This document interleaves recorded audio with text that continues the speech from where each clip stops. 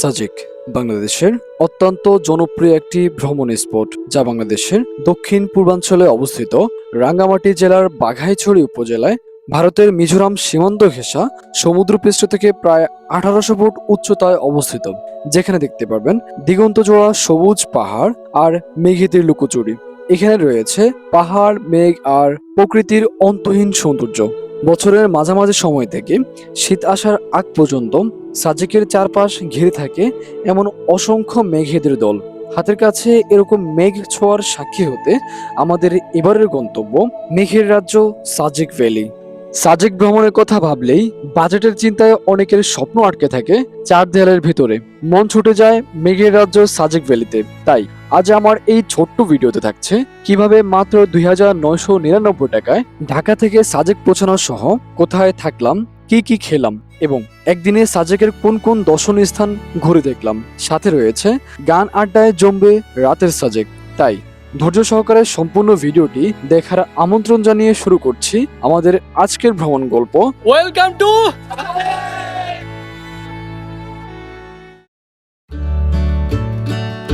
সাজেক পৌঁছানোর জন্য আমাদের প্রথম গন্তব্য খাগড়াছড়ি। ঢাকা অথবা দেশের যে কোনো প্রান্ত হতে খাগড়াছড়ি রুটের যে কোনো বাসে করে চলে আসতে পারেন খাগড়াছড়ি শহরে। আমাদের এইবারের যাত্রায় আমরা যাচ্ছি তিশা এই নন এসি বাসটাতে করে, যা আমাদের সরাসরি পৌঁছে দিবে খাগড়াছড়ির দীঘিনালায়। ঢাকা থেকে খাগড়াছড়ি রুটের নন এসি বাসের বাস ভেদে ভাড়া পড়বে 700 থেকে 800 টাকা, আর এসি বাসের ভাড়া পড়বে 1100 থেকে 1500 টাকা পর্যন্ত হয়ে থাকে। রাত 10:30 আল্লাহর নাম নিয়ে বাস আমাদেরকে নিয়ে যাত্রা শুরু করে আমাদের গন্তব্যের উদ্দেশ্যে।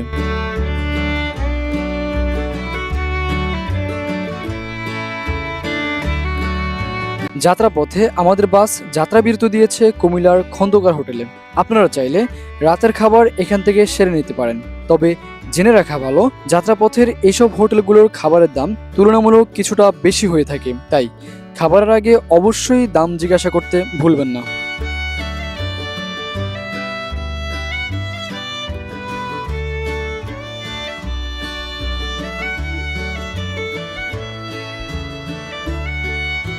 দেখতে দেখতে আমরা এসে পৌঁছে গেলাম খাগড়াছড়ি দীঘিনালা। আপনারা ঢাকা থেকে আসলে বাসগুলো আপনাদেরকে সরাসরি খাগড়াছড়ির শাপলা চত্বরে নামিয়ে দেবে। শাপলা চত্বরের এখানে সাজেক যাওয়ার জন্য অসংখ্য চাঁদের গাড়ি এবং সিএনজি পেয়ে যাবেন।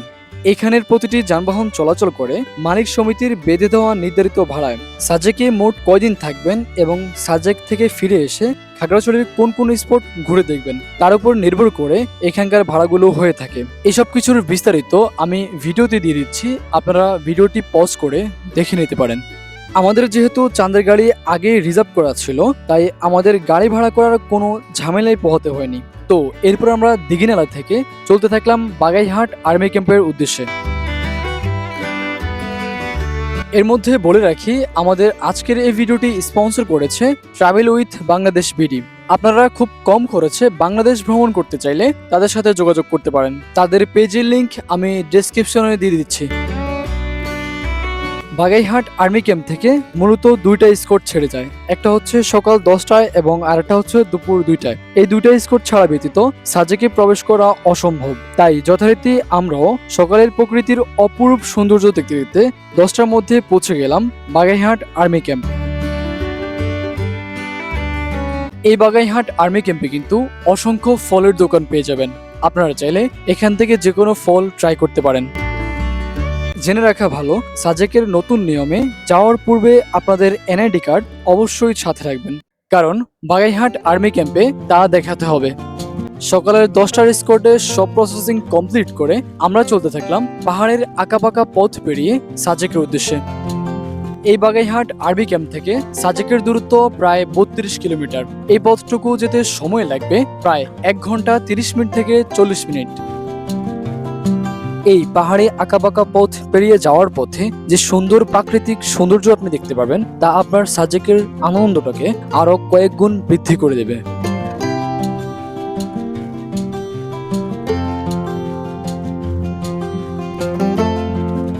সো ফাইনালি প্রকৃতির নৈসর্গিক সৌন্দর্য দেখতে দেখতে আমরা দুপুর প্রায় 1:30 দিকে সেই স্বপ্নের সাজেকে এসে পৌঁছালাম। আমরা সরাসরি চলে গেলাম আমাদের আগে থেকেই বুকিং করা রিসোর্টের সামনে। আমরা ছিলাম ভারতের মিজোরাম সাইডের প্যারাডাইস রিসোর্টে, যা কিন্তু বেশ গোছানো এবং পরিপাটি। এই রিসোর্টের বারান্দা থেকে দাঁড়ালে ভারতের মিজোরামের খুব অসাধারণ দৃশ্য দেখা যায়। এই প্যারাডাইস রিসোর্টের রুমগুলো ছিল বেশ গোছানো। আমরা ছিলাম 101 নম্বর রুমে।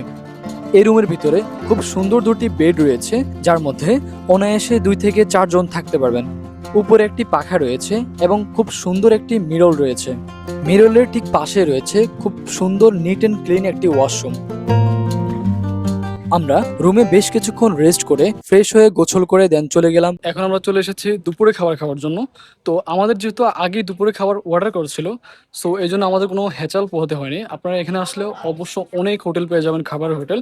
আপনারা আপনাদের মন পছন্দ মতো যে কোনো একটা হোটেল থেকে দুপুরে খাবার খেয়ে নিতে পারেন। দুপুরের খাবার খাওয়ার জন্য আমরা চলে আসলাম সিনানি রিসোর্ট অ্যান্ড রেস্টুরেন্টে। আমাদের দুপুরের খাবারে ছিল ভাত, ব্যাম্বু চিকেন, আলু ভর্তা, ডাল এবং পাহাড়ি সবজি। দুপুরে খাবার শেষ করে আমরা চলে গেলাম সাজেকের সবচেয়ে আকর্ষণীয় যে জায়গাটা, আই লাভ সাজেক যে লেখাটা আছে সেখানে। সাজেকে আসলে সবাই এখানে একটা ছবি তুলে রাখে স্মৃতি হিসাবে। আপনি কখনো ছবি তুলেছেন কিনা এখানে অবশ্যই কমেন্ট করতে ভুলবেন না।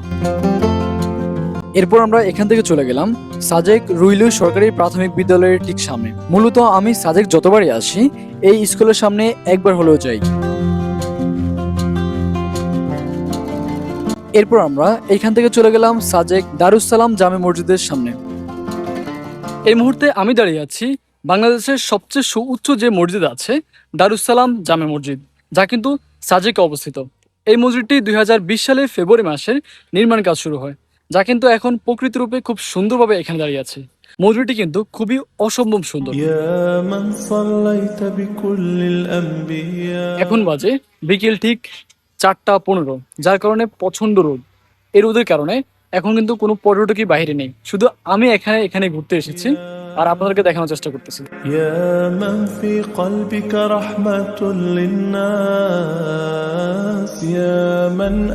সাজেকের এই মসজিদের বাহিরের দিকটা যতটা সুন্দর, ভিতরের দিকটা এর থেকে অনেক বেশি সুন্দর। সাজেকের দারুসালাম মসজিদ দেখার পর এরপর আমরা চলে গেলাম শেষ বিকেলে সাজেক হেলিপ্যাডের দিকে। আমরা মূলত আজকে সাজেকের বেশিরভাগ স্পটগুলোই ঘুরে দেখব, আর দ্বিতীয় দিন সাজেক কংলা পাহাড় এবং লুসাই গ্রাম এই দুইটা স্পট ঘুরে দেখব। এর মধ্যে পড়ন্ত বিকেলে মেঘলা আবহাওয়ায় আমরা চলে আসলাম সাজেক হেলিপ্যাড। এই হেলিপ্যাডটা খুবই চমৎকার, কারণ এখান থেকে দাঁড়ালে বাংলাদেশের এবং ভারতের মিজোরামের সবচেয়ে সুন্দর ভিউ পাওয়া যায়। আমরা যখন গিয়েছিলাম তখন আকাশটা অনেকটা মেঘলা ছিল, তাই মেঘলা আবহাওয়ার কারণে ভিডিও কোয়ালিটি হয়তো তেমন ভালো আসেনি। আমি সাজেকে এতবার আসছি, বাট এই প্রথমে এরকম একটা দৃশ্য দেখতে পেলাম লাইভ। আমি দেখতে পাচ্ছি মেঘ আকাশের উপর দিয়ে উড়ে যাচ্ছে, মানে আমাদের মাথার উপর দিয়ে উড়ে যাচ্ছে। হেলিপ্যাডের উপরে দাঁড়ালে এই জিনিসটা খুব ভালো মতো দেখা যায়। এখন উপরে যাব, দেখি কতটুকু দেখতে পারি। জীবনের সেরা একটা অভিজ্ঞতা হয়েছিল সেদিন হেলিপ্যাডে। আমাদের মাথার ঠিক উপর দিয়ে মেঘ তুলোর মতো উড়ে উড়ে যাচ্ছিল। মনে হচ্ছিল এই বুঝি আমরা মেঘ ছোঁয়ার সাক্ষী হতে পারলাম। হেলিপ্যাডের ঠিক পাশেই রয়েছে সাজেক জিরো পয়েন্ট। সাজেকে আসলে লাইন দিয়ে হলেও একটা মাত্র ছবি তোলার জন্য পর্যটকরা অপেক্ষা করে মিনিটের পর মিনিট। এখানে হেলিপ্যাডের পশ্চিম পাশে প্রতিদিন বিকেলে বসে সিফুডের অসংখ্য দোকান। আপনারা চাইলে এখান থেকে যে কোনো সিফুড ট্রাই করতে পারেন। আর হ্যাঁ, সাজেকে আসলে অবশ্যই ব্যাম্বু টি ট্রাই করবেন।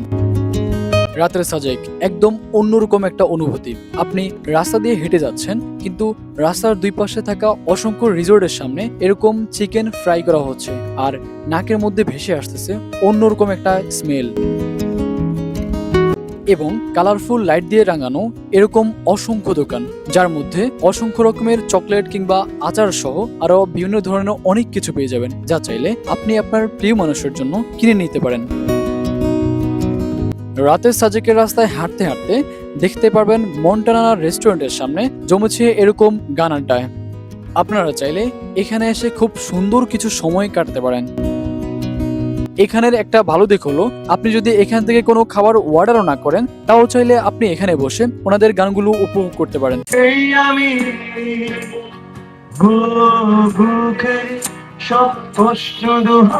গান আড্ডা শেষ করে আমরা চলে গেলাম সিনারিও রেস্টুরেন্টে রাতের খাবার খাওয়ার জন্য।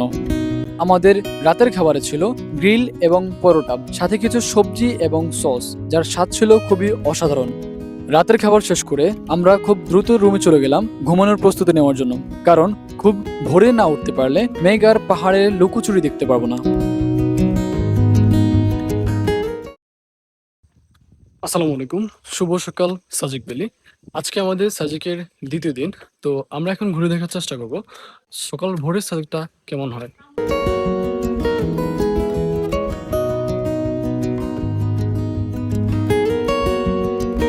তো আমি এখন চলে এসেছি সাজেকের যে মসজিদ আছে সেই মসজিদের এখানে। আমার সামনে যে ভিউ, মাশাআল্লাহ, এই ভিউ দেখতে হলে শুধু একদম সকাল ভোরে উঠতে হয়।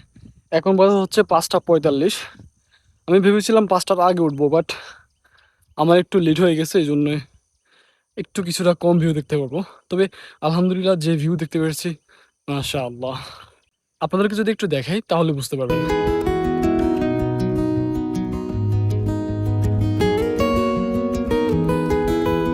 আমার ঠিক সামনে দেখতে পাচ্ছেন একদম মেঘের মধ্যে ছেয়ে গেছে, মানে পাহাড়গুলো দেখা যাচ্ছে না। সুবহানাল্লাহ, আল্লাহর কি অসীম সুন্দর প্রকৃতি। মানে এই সৌন্দর্য আমি মুখে বলে ভাষায় প্রকাশ করতে পারবো না। এই জায়গাটা দেখেন, একদম মেঘে পুরা ছেয়ে গেছে পাহাড়গুলো। সুবহানাল্লাহ।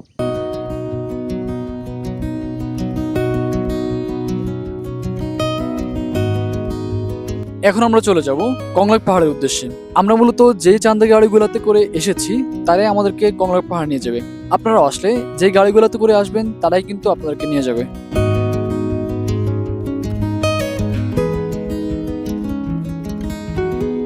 বেশ কয়েক মিনিট চলার পর আমরা এসে পৌঁছে গেলাম কংলাক পাহাড়ের পাদদেশে। কংলাক পাহাড়ে উঠতে হলে এখানে যে বেশ কয়েকটি সিঁড়ি আছে, এই সিঁড়িগুলো বেয়ে উপরে উঠতে হবে।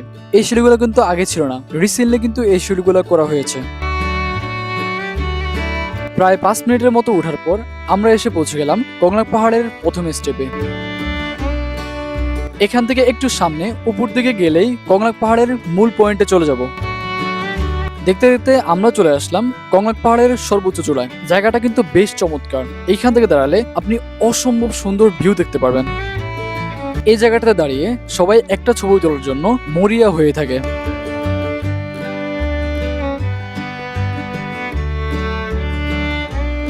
এখানে কিন্তু দুটা দোকান রয়েছে, আপনারা চাইলে আপনাদের যে কোনো মন পছন্দ মতো খাবার বা পানীয় এখান থেকে কিনে খেতে পারেন। আমাদের কংলাক পাহাড় ঘোরা শেষ, এখন আমরা চলে যাব লুসাই গ্রামে। লুসাই গ্রাম দেখা শেষ করে আমরা চলে যাব সকাল নাস্তা করার জন্য। দেন সকাল নাস্তা শেষ করে আমরা 10টার স্পটে চলে যাব খাগড়াছড়ির উদ্দেশ্যে।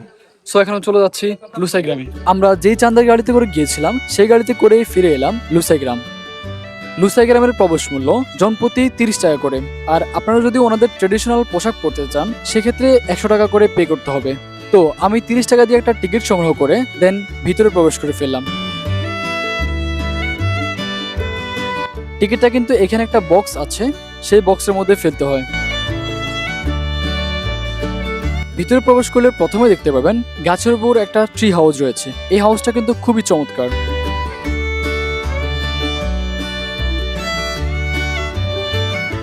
এখানে কিন্তু বেশ কয়েকটি ঝুমঘর রয়েছে। সেই ঝুমঘরের মধ্যে লুসাইদের ব্যবহার করা অনেক জিনিসপাতি এবং ওনাদের সম্পর্কে বেশ কিছু লেখাও দেখতে পারবেন। মূলত এখানে লুসাইদের সবকিছু ফুটিয়ে তোলার চেষ্টা করা হয়েছে।